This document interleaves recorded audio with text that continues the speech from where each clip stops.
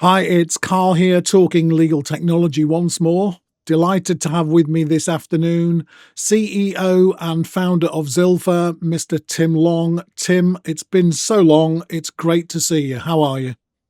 Okay, yeah, very well, thank you. Good to see you. It's been far too long. Indeed, it has. I mean, we first started working with each other in 1999. I looked back. It seems a Yes, I know. lifetime ago. It feels like a lifetime ago as well. Yes, it was. Yes, an exceptionally long time ago, but very happy days. Indeed, so. Um, I remember you kind of leaving us and setting up. Having been there myself recently, I know how it made me feel, but what did it feel like that the prospect of setting out on your own again? The only reason I ask is we get a lot of people asking, particularly small businesses or sole traders, thinking of doing things, and I'm just curious as to how you approached it. It incredibly scary, and it was probably added to at the time. So, I mean, this is going back now to December 2004.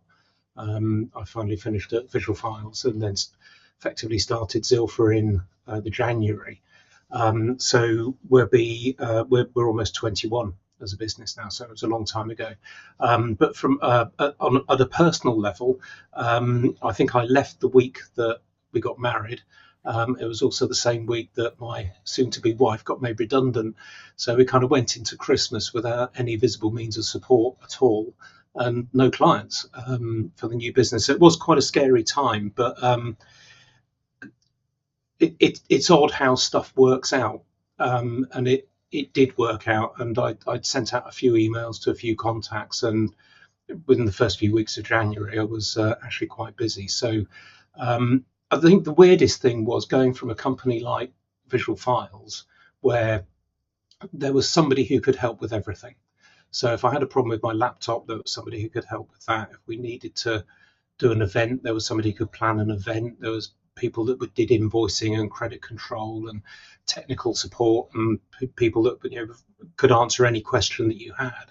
And suddenly, you come out into a world where you're all of those people. And actually, you suddenly find out you're probably not very good at some of those things, and you learn fast. So it is a very intimidating step. That said, I wouldn't have missed it for the world. It has been very So good.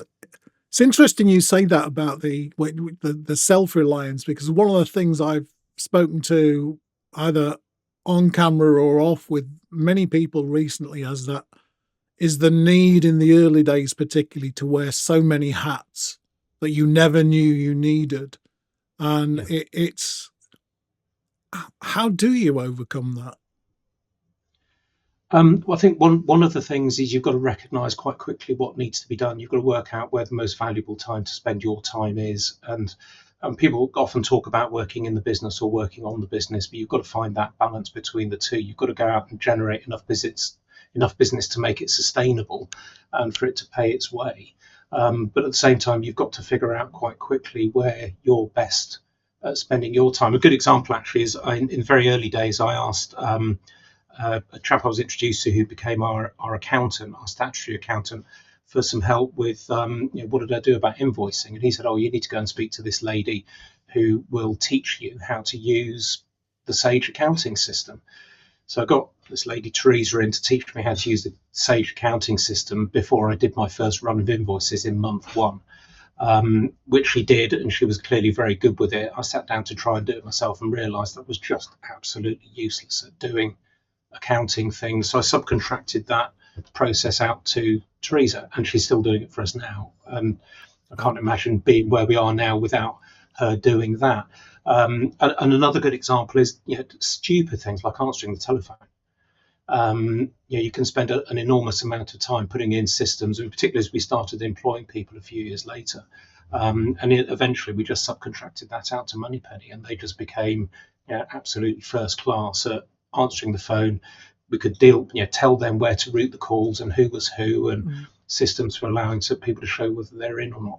And it's all these little things that can take away a massive amount of time from actually starting to grow the business. And you could just get consumed with the administration of it. So I think working out what you need to be working on, you have to find a way to do that very quickly and very early on to enable you to actually go and do the bits you're good at, rather than trying to get good at the things that you're never going to be good at.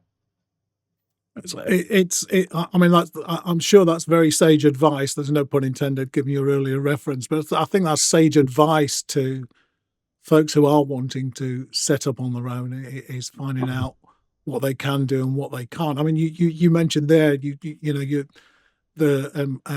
starting to employ people. How many people work there now? Oh, we're very small, so we're about 15 people. We've fluctuated over the years, probably between about 15 and 20. But there does come the time when, I mean, certainly in our sort of history, it was only me for the first couple of years doing everything. And that step of suddenly having somebody else reliant on you is a big step. It's easier with the second and the third employee, but it does. And we've been very, very lucky with the people that we've employed. We've had, some really good, high quality, very engaged people with the business. But you do need to try and find those kind of people who are self-starters, who can get on with running the business when you're out trying to grow the business. They can get and do the things. But it's employing people is kind of the same feeling again, because suddenly you're responsible for their livelihood, and because you've embarked on this path where you stand or fall by your own decisions and your own ability, and there is no backup. Suddenly having people relying on you to do that actually is the same feeling as stepping out from the corporate cover for the first time again. So it is quite a daunting prospect doing that, mainly because of the sense of reliance and the extent to which people are relying on you now to support them. In terms of that transformation from starting off running solo and subcontracting some services where it was felt necessary, could you have done that with the employees you have now, or what kind of guided you as to, no, this needs to be a permanent role, this needs to be outsourced? How did that transformation take place of knowing which way to go? I think it's a good question, actually. I think we probably try to outsource admin and try to insource the business, if you like. So our first hire was a developer. I was doing all the developing at the time, and it was just getting too much, and I needed somebody in that could kind of be working on that when I was out on site doing things. I was out an awful lot in the early days. So I think we probably try to outsource the admin and insource the functions that would help grow the business, so that we could actually focus on growing the business rather than focus on the huge amounts of admin. I mean, people talk about leaving a business and working for yourself and not having a boss. Well, that isn't true either, because you're suddenly getting phone calls from the bank and from the VAT man and from the tax authorities and ICO, and all of a sudden there's all of these other organisations that you're responsible for as well. But a lot of it is administrative, and a lot of that can be sort of compartmentalised into administrative roles, and the admin side of it outsourced until such a time when you're paying more in the outsourcing than it would cost to employ somebody to do it. At which point you might then choose to insource some of those roles. You mentioned breaking cover from the larger organisations in terms of setting up, and I guess this will be the kind of the last one I think I ask for advice, certainly at this stage. But if somebody is starting up, sometimes it's voluntary and sometimes it's due to circumstances. One, do you think the needs for those are different in terms of, if it was forced upon me, or if I chose to do it, do I approach it differently, or are they pretty similar? It's probably fairly similar. I think the stages that you have to go through would be fairly similar. I guess depending on the circumstances of if it was involuntary, um, depending on the lead in time you had, um, and in some cases, you know, financial considerations will be important with that as well.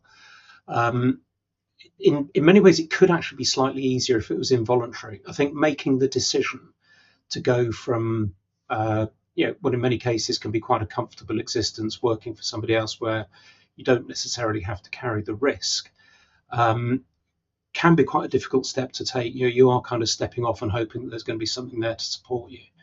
But I think in terms of what you would do, it's probably going to be the same. Um, and we did a blog post on this. It was about a year ago when the company turned 20, and I sat down for a while and thought about the things I wish I'd known 20 years ago when we set off, and I put them in order. And number one on the list actually was don't be afraid to ask for help.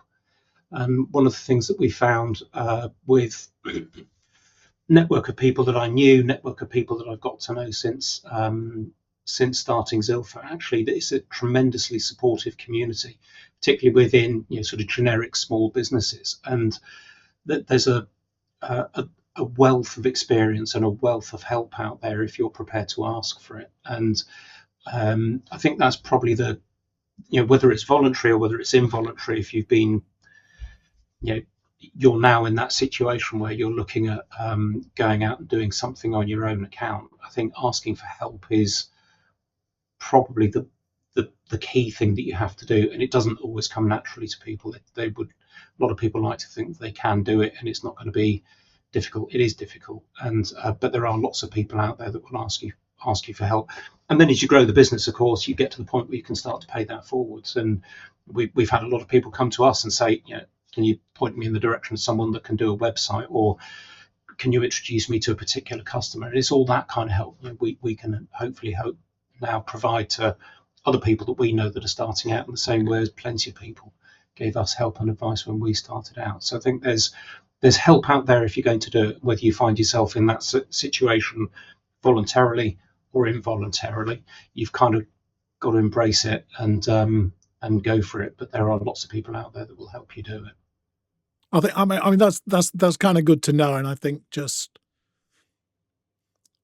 it's always surprised me that the generosity, particularly of small businesses, peculiarly in terms of advising others and willing to share their experiences and things like that. I agree with you. I think there are so many people willing to share things with you that, and actually being able to pay it forward is a great thing to hear as well. I think it's still now it makes me kind of swell with a certain amount of pride of seeing people that helping others. It's always great to Yeah, hear.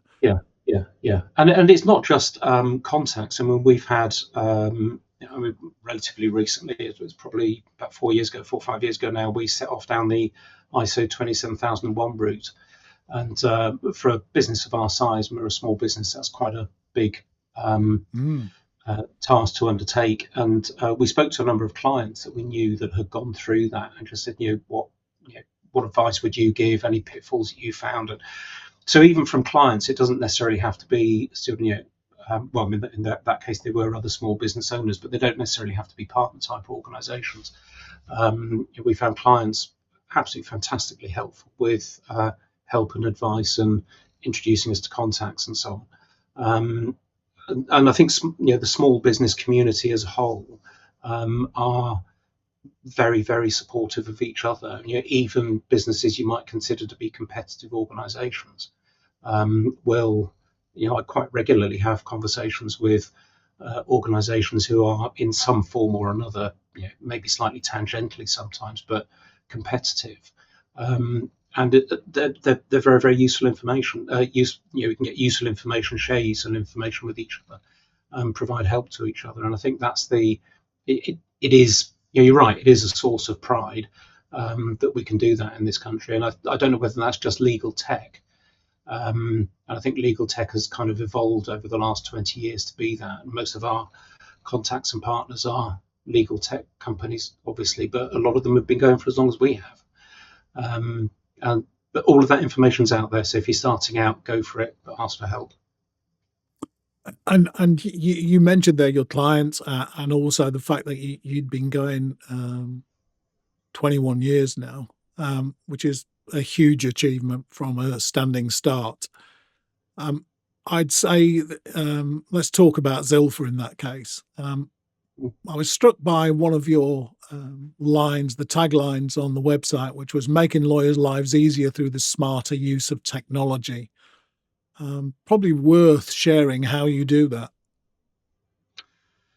Yeah, it's a constant battle to improve it and get better. I think we talk a lot internally about. Actually, it's pretty easy to go back and start from the beginning and just look at sort of how we've got to where we've got to.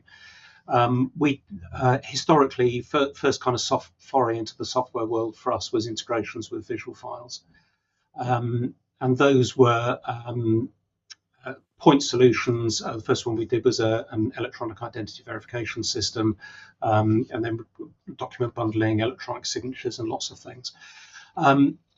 We've had a lot of failures along the way, where we've written integrations and they haven't necessarily quite worked the way that we wanted, or had the impact in the market or the uptake that we wanted. And I think we probably realised in doing that it was very, very easy to get sucked into being in love with the solution. Actually producing something that was clever, demonstrated how innovative you were. But actually, to try and make lawyers' lives easier, really what you need to be is in love with the problem. You've got to really want to solve the problem. You've got to understand what the problem is that you're trying to solve intimately. You need to know as much about it as you possibly can. That's going to involve looking at the issues that the clients have, looking at what they're doing at the moment, listening to what they think the solution is, and then trying to put all of those things together. So I think really what we try and do is to very much listen to what the clients want, rather than necessarily just what we think would be quite a clever solution to a problem. And other things coming around the side of that as well. It very, very easy in a technical role to get just pulled into using technical language with clients, and trying to use the client's language for in all aspects of everything that you do, I think is really important. If you don't do that, you can't explain to the client what it is that you're doing. So you've got to listen to what the client is asking for. You've got to better play it back to them in their language, not yours. And above all, you've got to be responsive to what they say. If the client's telling you that look, this thing just doesn't do what we need it to do for these reasons, you've got to be prepared to stop and potentially pivot.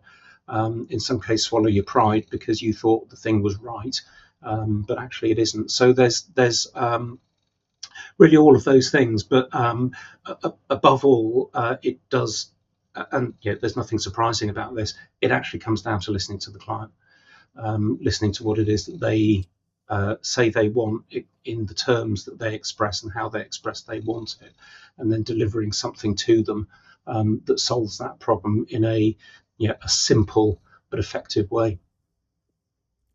I mean, I'm hugely gratified to have heard you say all that, because it's, for one who, I think it's fair to say I've embraced technology fairly regularly over the decades, and sometimes may have been blinkered by the technology and not necessarily the outcome.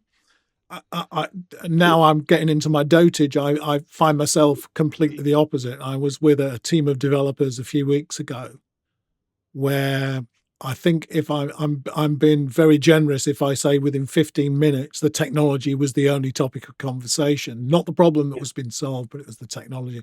It's so easy to get sucked into that. But you mentioned there in terms of your early days. Sorry, I interrupted you. I'm sorry, Tim. No. So I was just going to give you an example. We some years ago now, in conversation with the client, and it's water cooler stuff. Client goes, "Oh, you're in there doing something else," and the client goes, "Oh, we've got a real problem with this thing." And the thing that the client had a problem with was payments. And so the conversation turned to, why don't we use PayPal? Oh, sounds like a really good idea. So of course, with absolutely no market research at all, we ran off and wrote a PayPal integration for visual files. Spoke to PayPal, became PayPal partners, did the whole thing, and it worked absolutely brilliantly. It demonstrated beautifully. And the first client that we put it in front of, one of their first questions was, "Is it compliant with the accounts rules?" And we went, "No," and that was it. It was dead. And we just got completely caught up with the technical challenge of, could we make this work? Could we make this work in that time in a visual files environment? And it turns out that we could, but that unfortunately, we got completely caught up with the technology. We got completely caught up with the solution, and what we hadn't done was to stop and actually understand what the problem was that the client was having. And if we'd asked, 2 levels more of question, that product would have died before we'd left the water cooler, let alone after several months worth of development work. So happens to us all, but it's fun and exciting, and that's the difficult thing. It's one of the other things I put on my list last year when we did the blog about turning 20 was, don't get distracted by shiny things, because shiny things are fun, and that was a shiny thing. Yeah, well, they are fun, and it's difficult to escape. Certainly, one shiny thing at the moment that seems to be solving all sorts of problems and creating Oh, as yes. many as it's solving at the moment. I won't mention the letters, so. You No. did talk about your integrations there in the early days of starting out with Mm. those, and that's how I remember you um, in that period in terms of approaching those. Mm. And then you became known for bundling. Has that been are you exclusively bundling now?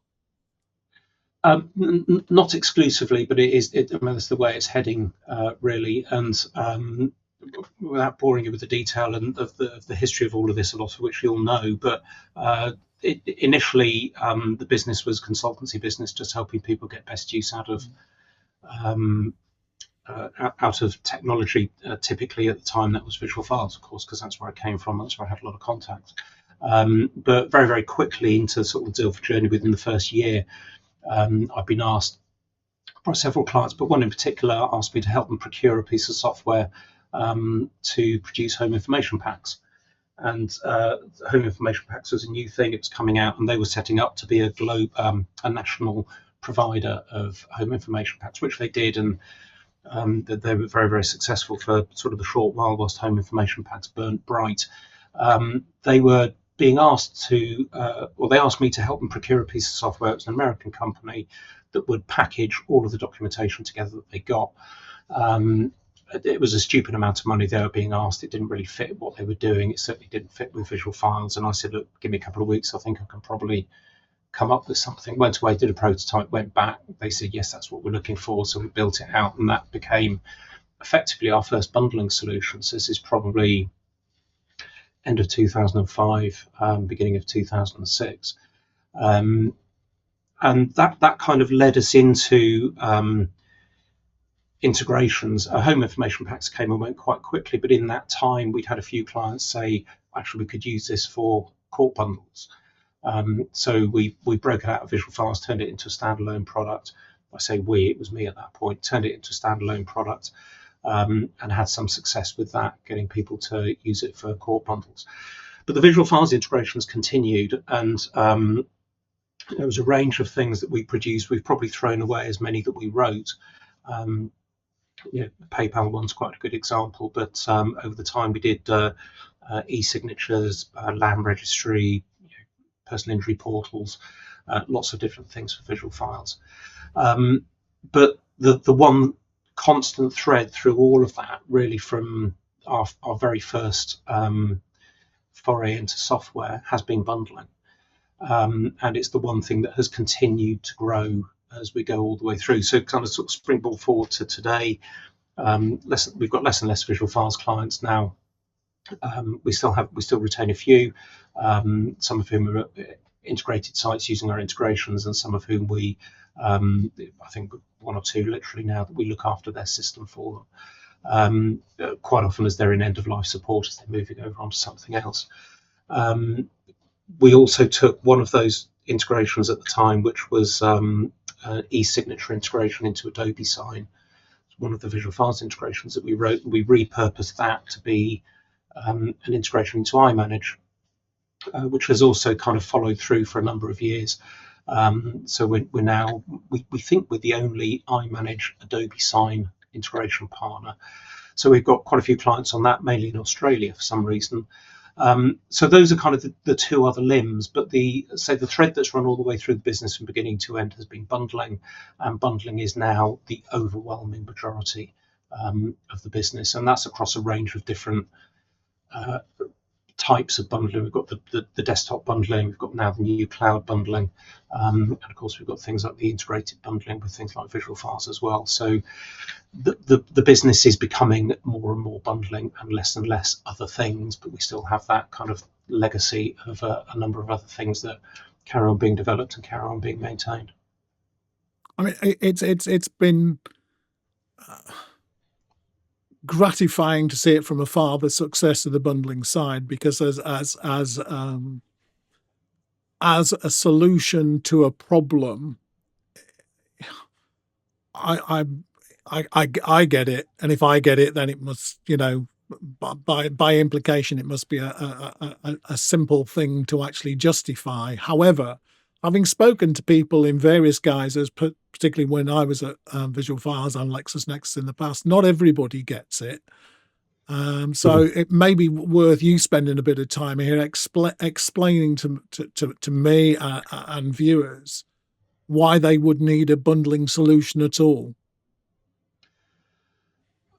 It's probably worthwhile looking first of all at what a bundling solution would do. One of the things that we found is that and this again shouldn't really be a surprise, but it sort of took us a bit by surprise. We're creatures of legal. I used to be a lawyer many years ago, so that's kind of where the connection between us and legal comes in. And probably until really only a few years ago, pretty much 95% or more of our clients were either lawyers or performing some kind of a legal function, even if it was in a non-legal setting. What we've found in the last few years actually is all the other uses that crop up for bundling. It's kind of useful to look at that before you look at why people would need it. So just as an example off the top of my head, we've got a Canadian trucking company using it. We think that they send their lorries out with electronic lists of the contents of the lorry. We have quite a few property maintenance companies have used it. We've got medical consultants, quite a lot of people in education. We've got 2 rock bands as clients. So I mean, there's all sorts of this vast array, because really a bundle doesn't have to be just a court bundle. It doesn't have to be for litigation. It's you've got a cover page, you've got an index, and you've got content, and there's things that you need to do with that, and different ways of putting it together and paginating it and so on. The easiest way of explaining it, and certainly in a legal context, is as a court bundle. But even in legal, it could be a contract pack. It could be sort of board minutes. We found uses in probates, even instructions to counsel in litigation, so outside of the context of necessarily actually a trial, just in all the preparatory work leading up to a trial. So there's lots of reasons why you might need to take a bunch of documents that are in a variety of different formats, potentially in a variety of different sources, do things to those documents like strip attachments out or get content out in some way, put them together in a bundle, and then paginate them in some way. And so on the basis that there's a vast array of different things that you could do with it that sit outside of just court bundle and necessarily just legal. You then start looking at the process around doing that. And historically, and I know from my days working for a law firm as a trainee, that this meant typically days standing in front of a photocopier. So the moment you can take that away, there are huge cost and time savings to doing it electronically.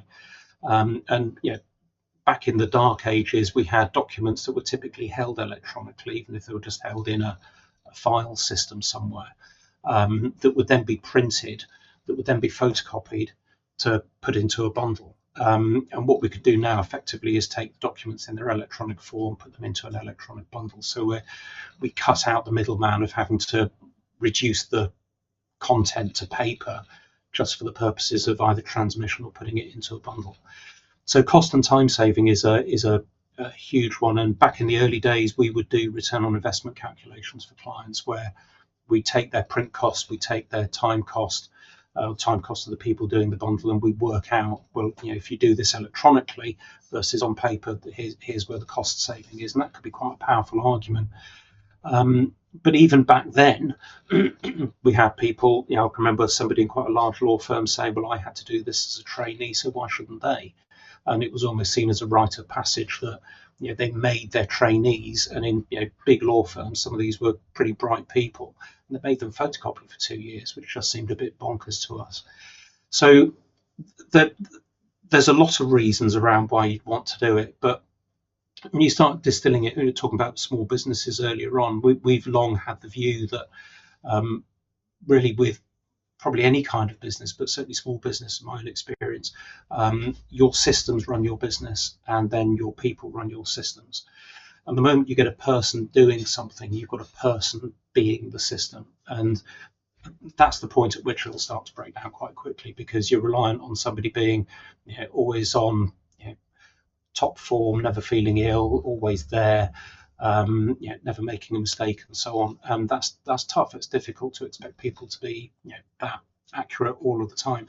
So if you can suddenly start systemizing the process of creating your bundles, it's going to reduce the cost, it's going to reduce the time.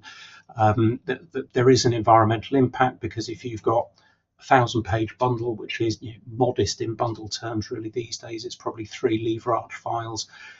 You might need 5 copies of that bundle, and suddenly your 1,000-page bundle is now 5,000 printed bits of paper. There are big impacts in electricity, paper, etc., to produce and then transport those bundles. So we end up with cost, time, environmental impacts, making your process reproducible. So that you're no longer relying on person A in a business then explaining to person B how to do it, and Chinese whispers in a business then ending up with the message being diluted by the time it gets down to people at the end of the line. Security is another one. Really difficult to secure paper. If you've got bundles produced electronically, you can hold them in your DNS or your CMS. You can apply the security that those systems allow you to those documents, and you can secure them. You can transmit them now securely using systems like SafeDrop and others that provide secure point-to-point delivery and auditably as well, whereas your alternative with paper, and we've had clients that spend an awful lot of money doing this, particularly local authority clients, that would be by courier. And difficult to secure, difficult to track, difficult to audit. So these are all of the reasons why, some of the reasons why doing bundles electronically just makes more sense. And yet we still have a lot of people doing them on paper. Yes, I mean, I remember being in a council probably 5 years ago now, and a lady there was telling me she used to spend 3 days every month doing the bundles for the next month, just for the person she worked for. So again, but you talked about the person being the system. That's a prime example. It's just not time consuming as well. There's all the risks associated with it that you've highlighted so well there. And it's high pressure as well. The point you're doing a bundle is normally high pressure. And it used to happen to me that they, on a Friday evening, they go, right, here's all the paperwork, we're in court on Wednesday, do the bundle. And to drop what you were doing, which meant that didn't get done. And then, and inevitably there was a mistake or a missing document, the whole lot would go in the bin, you'd have to start again. It's it can be high pressure to do it uh, that way on paper, um, but it does still happen, and it happens a surprising amount. I was hugely impressed by the array of organizations, not just in terms of pure legal, some Yeah. tangentially legal and some completely not. I'm very impressed with Two Rock Bands as well. But it does take me on Yes. to um, and something that I think is to a degree unusual, but the different types of platform you work with in terms of fitting your bundling solution in. One, it's impressive because there's a lot of them, but why do they choose to work with you? Um, we do put a lot of focus into trying to make it easy to work with partners. We talk about making lawyers' lives easier. And we, again, internally, will quite often talk about, how can we make partners' lives easier? So, what can we do to for a case management provider, for example, who needs a bundling function within their system, and we try very hard to take away the stress and the strain of doing that. And if you take, we did one for the guys at Yayo recently. We wrote a very nice case management system, up and coming, and getting some really good reviews. Looks really, really nice, cloud based, etc. They needed bundling functionality within it, so we were able to come along and say, well, look, just give us your API. We'll write the integration. Here's our bundling solution. So we'll effectively take documents from your case management, or allow your users to take documents from their case management, their case history, and include them in a bundle. So we can take away the stress of saying to them, well, here's our API, you go and do it. And for those guys, bundling just isn't a core part of what they do. They're really good at doing the case management bit. That's what they want to be focused on. They don't want to be diverted with having to go off and write point solutions to do sort of secondary tasks within their case or document management. So we try and make it very easy to work with partners, in the same way as we try and make it very easy for IT managers, IT directors as well, to work with us as well, by providing stats and help with onboarding and so on. But the range of integrations that we've built is, again, driven by listening to the client. It's driven by, quite often client phone up and say, well, we're moving from system A to system B. Can we want to keep bundling, so we're moving less. There's less moving parts in the project, which otherwise would be quite a big project to move from one case management system to another. Can you write an integration into system B for us? And we'll always sit down and have a look at that. Certainly these days with our new online system, if they've got if they're moving to a cloud-based system, that's perfect for us. We can make a really good job of writing that integration so that their users will just be able to seamlessly move from one to the other and effectively carry on using the same bundling system. It kind of takes me on to something else that was running around my head, I suppose, was you talked about writing it initially for visual files, which certainly at that Mm. time would have been on-prem, Mm. maybe occasionally sort of private cloud, but certainly for the majority it would have been on-prem. And so in terms of that bundling process, in terms of writing it, has that changed over the years? I'm assuming yes, but it'd be interesting to understand how. Yeah, well, it has. I mean, the very first version was visual files, and pretty much everything back in those days was kind of led by visual files in one form or another. So bundling was no different. And again, with that, we wanted to be able to leave people within their visual files environment and not have to take them out to do something else. And that really then morphed into the desktop version, which was standalone, but then integrated into other things. At the time, we had integrations then with things like iManage and various other case management systems as well. And that's then morphed on into online. So COVID obviously kind of drove the adoption of e-bundles. The court were kind of the last bastion of paper when it came to bundling, and COVID forced the courts to start accepting e-bundles. We've now got practice directions across a range of courts. There were certain courts that were pretty good to start off with. So online has now become the sort of the main way of delivering it, and our approach to integrations with that is still largely the same. We'll integrate our system into something else, because that makes it far easier for the case management provider, who really are just never going to have the bandwidth to make a good job of writing an integration to somebody else's product for a point solution. So it also gives us the ability to expose other things, and as our product evolves, we now do a lot more. The online product, for example, on the paid accounts, has now got a pretty good PDF editor in it.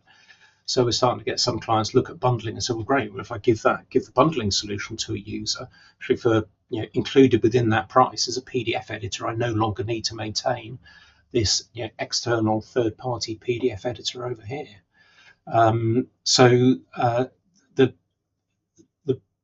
Although the technical side of how and where the bundling is done has changed, the concept really hasn't. The concept is still really the same.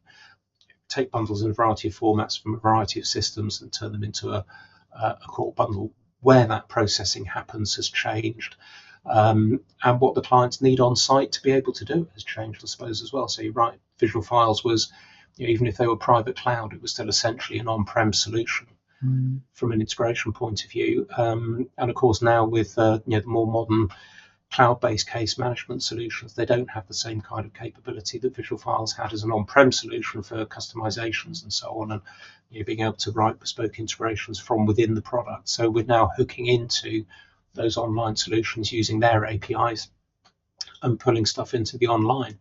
That does give some it does give some benefits. I mean, there's pros and cons to both doing bundling on a desktop and doing bundling online. If you're doing bundling on a desktop, we would tend to leave the documents where they are until the user compiles the bundle.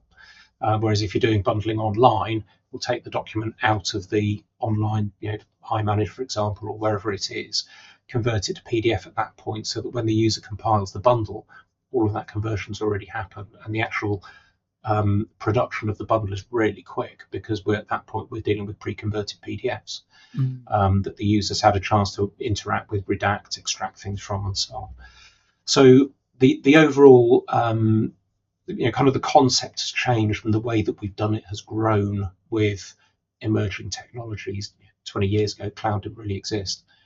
Now it's where everybody's heading to the cloud. I had quite a large London firm say to me just pre-COVID, they said we're probably at least 5 years away from a cloud-first strategy. Then COVID happened, and within about a 3-month period, suddenly everybody was moving to cloud, because it was the only way of delivering the service when people weren't in an office. So COVID has really accelerated that process of moving to cloud. We've had to keep up with it to continue providing cutting edge services to our clients. I'm interested about numbers, if you can share any. The metrics surrounding this, I think, could keep me amused for hours. But I just wondered if there's some numbers you could share in terms of just the scale of what you and your clients produce. I was looking at this just sort of in preparation for this conversation, and we've got about 10,000 users now. But the interesting one for us, and this has grown over the last couple of years, is those users are now spread across 30 countries. Wow. So, when we started off as just UK focused, it was Visual Files. You may have picked up the odd Aussie site back then, but we're now picking up. Every morning, we can log into the online system and see we've had people sign up from all over the world, which is really exciting.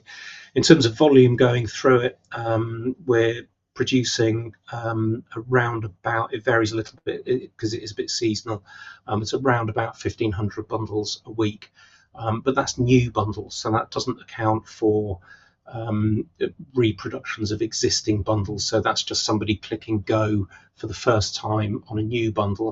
Of course, that bundle may be edited and changed multiple times before it's actually produced. That's just 1,500 new bundles a week.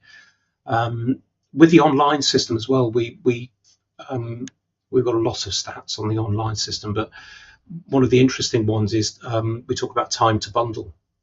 So from the point of view, somebody that signs up for the system, how long does it take them before they've actually got their bundle coming out? Because that's what they want. They're not actually interested these days in a bundling solution. What they want is the output. And again, another phrase that's become quite common these days is outcomes as a service. So rather than software as a service where people are subscribing to software, is actually what they actually want is the outcome from that.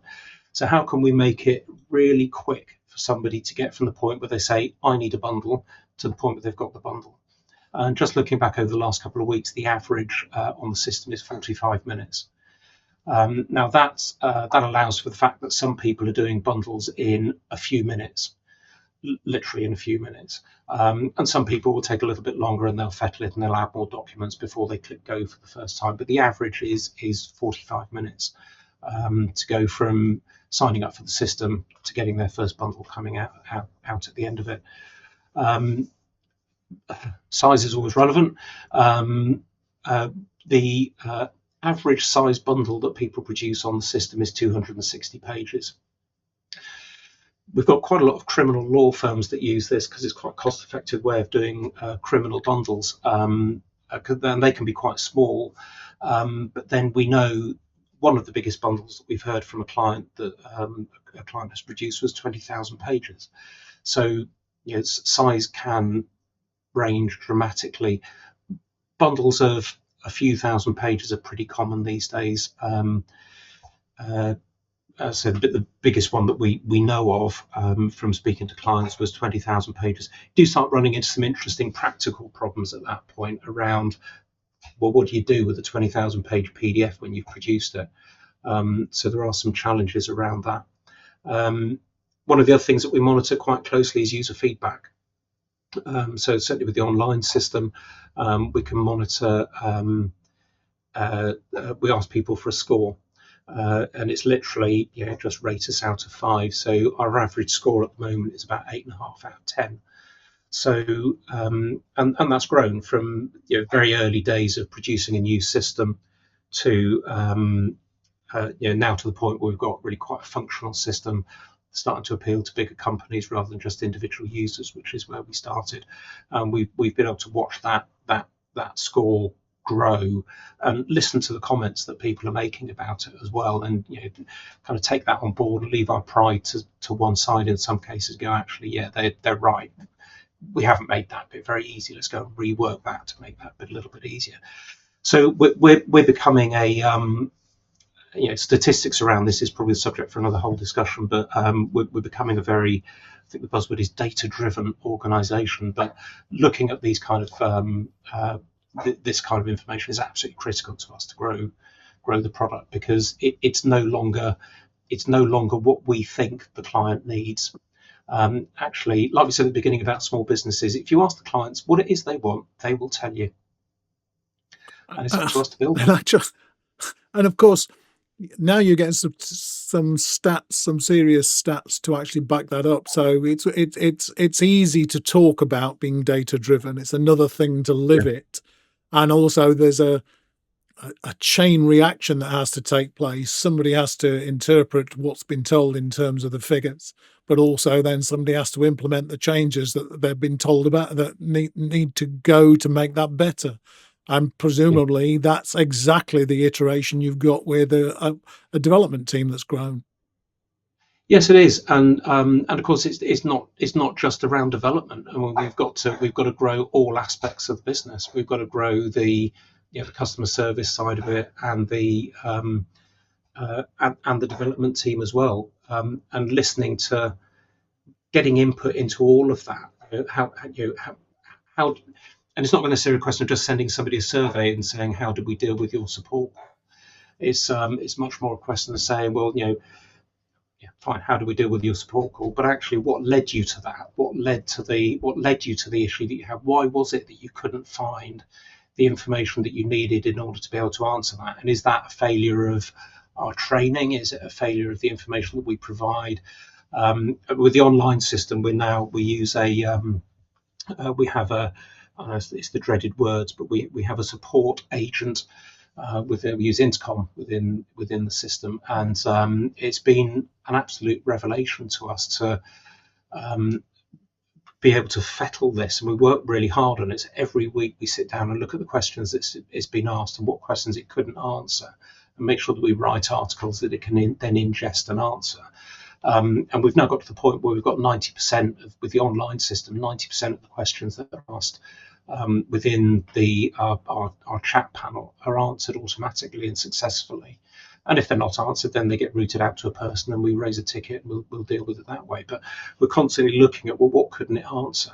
How can we make, because at 3 o'clock in the morning, if we've got somebody in Australia for 3 o'clock in the morning for our time, or on a Sunday evening, which happens a lot. We've got lots of activity on the system on a Sunday evening.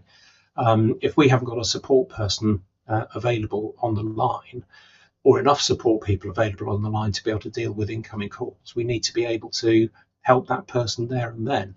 And again, we found with all of this that it isn't the old-fashioned way of approaching all of this stuff just doesn't work anymore. People don't want to phone up and phone a support desk anymore. If they've got a problem, they want an answer now, and they want to be able to move on. And that's a big change. So we've had to adapt the way that we provide the service to fit the needs of the modern, far more technically aware customer. Whereas 20 years ago that didn't happen. You get an email in or a phone call into the support desk, and we'll get answered under the SLA or whatever. But actually, that's not good enough for a client anymore. They want the outcome. They want the system right now, and they need and they want the answer now. And if it's 3 o'clock in the morning, I don't care. I want it now. We've got to I can provide. remember both you and sorry, go on. Sorry, Tim, go for it. No. So we've got to be able to provide that for clients. We've got to be able to provide that level of support. I remember you and I had been sat in one of many NPS Net Promoter Score. I want to say seminars, but discussions years ago, and it's an important metric. But at the end of the day, it's a number.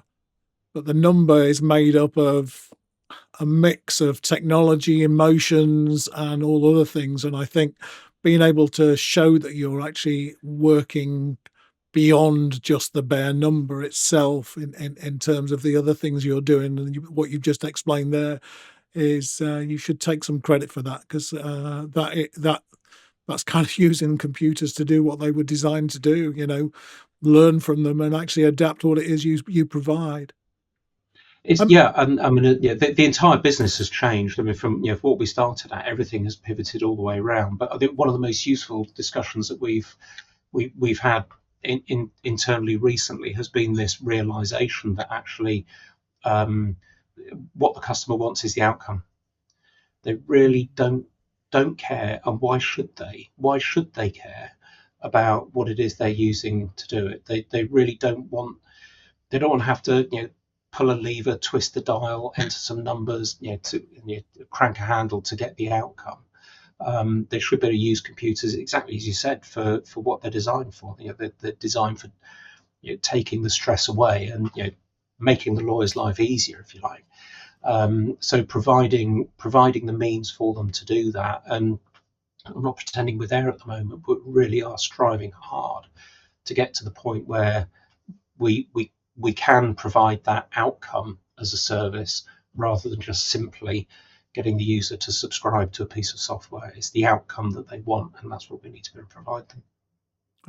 And certainly I can see from the consumer's point of view, not necessarily the folks that procured systems or procured add-ons to systems, or the users of that system are the ones that are the beneficiaries of that sort of approach as well. As you say, they don't care. It's got a name. It may be a case management system. It may be a bundling system, but they don't really want to know that. All they need to know is that what they get at the end of it, in your case, is a document available to them in, on average, 45 minutes, whereas before it was taking a huge amount longer. With that in mind, there's lots of case studies on your website, an impressive number. And I'd urge any of the viewers that want to know more about it to go look at the website, because there's a lot on there. But are there a couple that are notable that you'd be happy to share? Yeah, I was having a look through actually, and there's interestingly that there's the same thread that runs through most of them. That and there's case studies on there for different products as well. But looking at the bundling ones, there were three that jumped out, um, which were projects that I can remember very clearly. We did a project with Reeds solicitors. They had a case management system which was essentially at the time it was a bespoke case management system. They've written their own. In fact, they've since taken this and they've now made this case management system more widely available. But they really needed a bundling solution, quite as is quite common with a lot of the clients that we come across who are either doing it on paper or don't really have a solution. They were trying to use Adobe to do their bundling with. That's okay. You can kind of get so far with it, but you still end up having to produce your own index and kind of hand work out the numbering and change it for different types of styles and so on. So that was quite an interesting one because we had an opportunity there really to integrate our online system into an unknown to us case management solution. One of the comments that came back from them, and again, this is quite a common thread that runs through a lot of the case studies you'll see on the report, but we are quite proud of it, is that the team, but I suppose the development team and then the support team, sort of early go live support, were very responsive. It's something that we've tried really hard to, and we've got really good people now doing the support and in the development team as well, who are able to listen and understand to what it is that the customers need, both in terms of creating the development and then actually going live with the solution. And Reeds is a really good example of that. We had Maria Fogg, solicitors up north. They were again great business to work with, very keen to be using the right tools for the right job, rather than just sort of making do with something. They ran a selection process. They looked at us and other solutions and ended up selecting us. We had an integration into their case management system already, which they were able to try and they really liked. A stat that came out from them, but it has come out from others as well, was they reckon they were getting 80% time saving on producing their bundles, which is just enormous when you take that across a high volume caseload. Hugely significant time savings. That they liked the fact it was really easy to use, and again they were commenting on customer service as well. We didn't have to write a bespoke integration for them, so that's really sort of credit to the support and customer service team that was sort of able to support them through that migration from their old system to the new system and get them live. And they've been clients now for I think 4 or 5 years. Slightly unusual one was Bluebird. Now, Bluebird are not a law firm; they're a secretarial and administrative service. So they will do things like transcription typing, or you can send them audio files, and they'll do the typing, and they do really clever things with Word. And but one of the things that they were getting asked to do was, look, can you do the bundles for us if we give you the documents? This is from the customers. If customer doesn't want to do the bundling themselves, they would give Bluebird the documents, and Bluebird would create the bundle for them. So again, they selected us as their partner to do that. So they use us now to create their bundles, and we'll pass customers over to them if they. Customer phones us up and says, look, do you provide a service to do this? Which we don't. We provide the software, but we would then route them through to somebody like Bluebird who would do that. Interestingly, Bluebird came up with the same figure. They came up with 80% as well of the time savings. They were trying to do this manually for the client, scan everything in, do it all manually, hugely time consuming. So we tend to see the same kind of threads running through when we go back and speak to clients and just ask them. And sometimes it's difficult to be as objective as you want. You want them to say nice things, and but it's interesting to pick up on the commonality that we get with a lot of the the case studies that we do when we go back to speak to clients and say, well, how did you find the implementation? How did you find the support that you got early life? What kind of time savings are you getting? Why did you select us? We do tend to see the same kind of reasons coming around and around.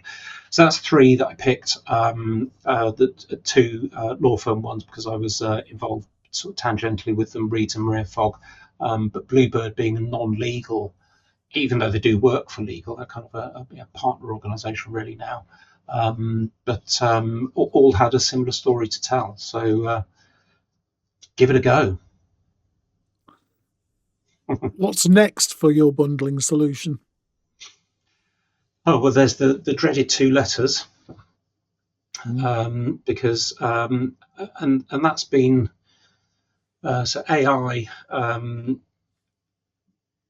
Where does AI fit in? And we've seen an awful lot of organisations just rush something out so that they can put an AI label on it, and we don't want to do that. So we ran some R&D projects over the summer, and we've identified. I'm not going to tell you what it is because it's not out yet, but it will be out probably in hopefully January, certainly early part of the year. In fact, it's in beta testing with clients at the moment. But we wanted to kind of find something with that would actually be of use to clients rather than just something we could say, oh, it's got AI. So this comes back to being in love with the problem, not being in love with the solution. What would actually be useful to a client? And that's not necessarily something that's just going to do your bundle for you that you've then got to check all 5,000 pages of. It's something that could be useful as in the same way as an assistant sitting next to you who could just go and do some of the legwork in the preparation of your bundle. So we've got that coming out. We're doing quite a lot of work also in the area of authentication and security. We're 27001 business, as I said earlier on. We just got recertified for our second 3-year term in the summer. So we're really proud of that because that was a hard mountain to climb for us. We've got some more security elements coming into the product that will position us much more with larger corporates. So things like Entra, being able to provide that kind of level of provisioning for users is going to be quite key. Obviously, we're listening to customers an awful lot and adding in some features that people specifically want. So that's a constant feed through. We have a release about every 2 weeks. Into the product, so the product is being updated regularly and changing regularly. I said one of the things that we did recently, again as a result of customer demand, was to expose the PDF editor as effectively within its own system within the bundling platform. So you can now go into the bundling platform, and even if you're not producing a bundle, you can just use the PDF editor, select a document out of your linked system, edit the document, save it back into your linked system. Same with secure sharing. We've built secure sharing in as well, so that's been broken out as its own product as well. So we're trying to make the product far more, give far more appeal beyond just the bundlers within an organisation. And at the same time, of course, we've got a lot of experience over the years of what people have asked for, so identifying from our desktop products what features would be really useful to the online users. And we've had a program over the course of this year of getting as many of those features over into the online product, and that continues for next year as well. So I know everybody says this, but we're really excited about next year, and we've got the product is now in really good shape. It's getting really good reviews. We're starting to now get customers requesting to migrate from the desktop product to the online product, which is exactly where we want to be. We can keep the online product far more up to date, far more quickly. We have a much faster release cycle with the online product. So 2026 for us is shaping up to be a really exciting year, and we're just want to get Christmas out of the way and get on with it. I wish everybody was as optimistic about 2026. I've heard mixed views about next year, but then that may be just, the people I hang around with. It's good. It's good to hear that you're so upbeat about next year. And it does sound like there's a lot going on. There is, and there's there's lots of dark clouds on the horizon for lots of different reasons. But the whole we came through the 2008 crash, fairly early on in our life cycle. It was Mm. tough, and we managed not to lose anybody, and we managed to keep it going. And it was hard for years. It wasn't just 2008. The knock on from that lasted many years afterwards. But again, the market and the business has changed. So first of all, IT teams don't want tin, and they don't want servers sitting in the server room blinking at them that they can look after. They much more want to manage relationships.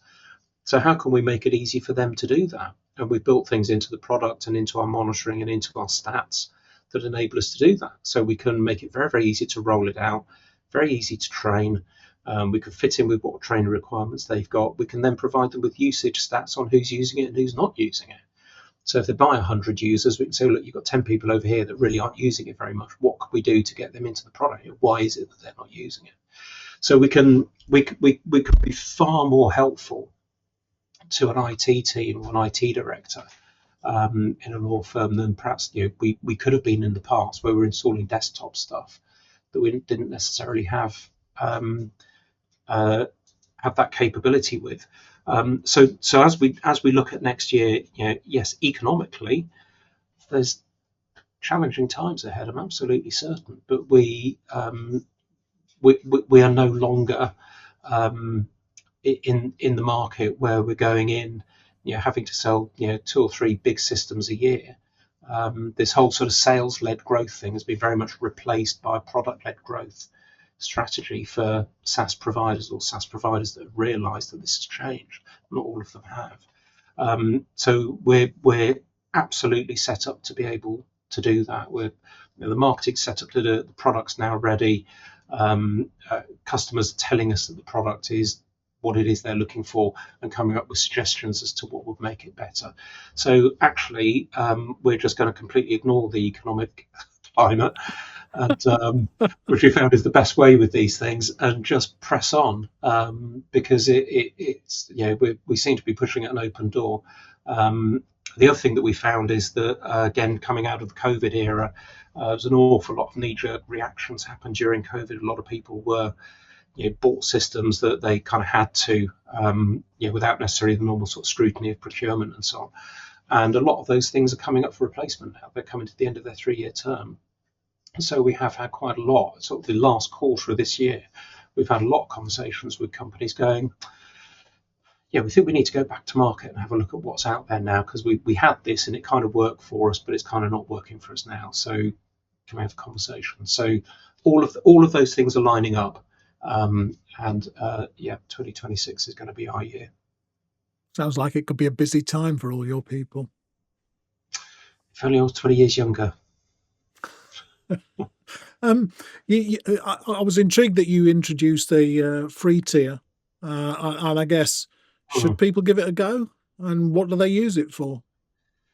Well, whatever they like. If I'm honest, it's really taken us by surprise, because it's not something we'd ever. It's not something we'd ever done. It's not really something we'd have thought of. And there's a little bit of. I suppose historically we've always tended to deal with mid-sized law firms, and a mid-sized law firm could probably be anything from about 10 users to maybe a couple of hundred. But really, I suppose classification of mid-sized. In the olden days, it would have been if they had case management, they were mid-sized. But it typically is generally how they behave. And what we wanted to be able to do was to say, look, it doesn't matter how big you are. It doesn't matter whether you're one of the top 5 or whether you're. We've got some really big clients where we've got clients with thousands of users, but we wanted to be able to say it doesn't matter whether you're that size. It doesn't matter whether you're a sole practitioner. You get to use the same stuff. And if you want to try it out, you can try it out for free, and you can produce a compliant bundle there's limitations with the free system, but you can produce a compliant bundle, and we have plenty of people that do that. We see this from the stats. The people sign up for the free one, and although we can't see the content of what they're doing, but we see how big the bundle is and how long it's taken them to do it, and so on. We can see that they've gone through, they've added it, they've produced the bundle, they've downloaded the PDF, and then they've gone, and that's great, and we're really happy with that. Of course, a lot of those people, a lot of them are consumers, that just have a bundle to do for some reason. But funnily enough, as it turns out, an awful lot of them are lawyers with Gmail accounts who are trying stuff out. So those people then might get in touch and say, look, actually, we're a really small law firm, there's only two of us, can we just have 2 licenses? That's fine. You can do 2 licenses on a monthly basis if you want, and if whatever reason your need for it stops, then that's absolutely fine. So we're not going to tie you into a 3-year contract like would have happened back in the day. And the free system's a great lead into that. It's a great way of saying to a if you might put it this way, a professional user, solicitor, barrister, maybe in-house lawyer, here's a way of trying it out. But it's also a great way of saying to a consumer, or maybe even a lawyer that doesn't have to do this kind of thing very often, but look, here's a way of doing it. Getting to use the same tools that really large organisations use for free. It's also a great source of feedback for us. We're getting great ideas from some of the free users about things that would be really useful in the product, that would make their lives easier, and we're able to take a lot of those forwards.